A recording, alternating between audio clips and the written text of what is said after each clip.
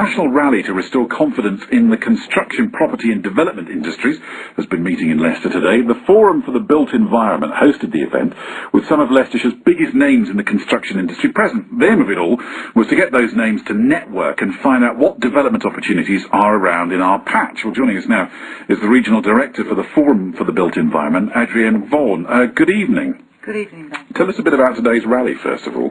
It was a fantastic rally. We were absolutely delighted. It was part of a national initiative. There were rallies taking place all over the country in London, Birmingham, Manchester, Cardiff. There were about 7 rallies in total.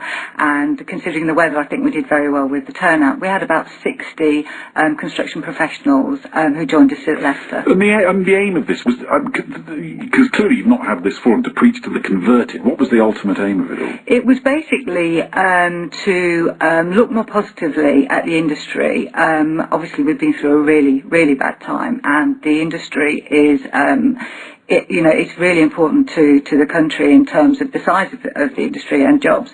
But one of the things that we found that there was a lot of doom. Obviously, there's doom and gloom about, and people talking it down.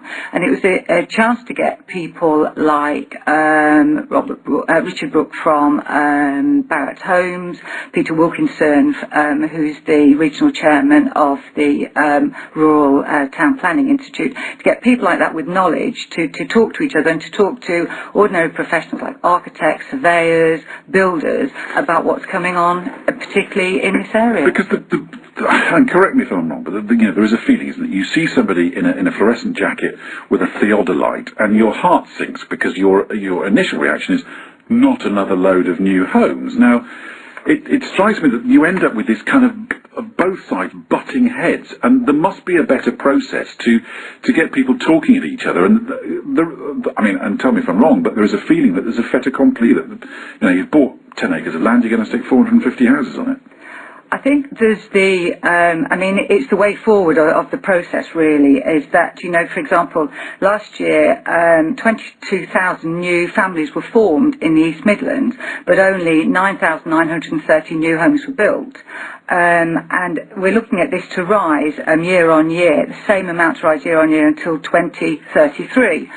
So there has to be a way forward for new homes. We have to have new homes, but also we've got to think in terms of not just new families and first-time buyers, people who are downsizing to make room for them to come through. They will need different kinds of accommodation, and it's not just about housing. We need to look at commercial development. We need to bring starter businesses on, coming out of recession. So that we were talking about the whole the whole gamut of development across the region. And one of the things about the East Midlands and Leicester in particular is that, we are strong in that area, and we have got growth in that area, and we are looking at some good developments within the city and within the East Midlands boundaries. Adrienne Vaughan, thank you very much indeed for coming in and joining us this evening here on BBC Radio Leicester. It's good of you. Thank you. Thank you, Ben.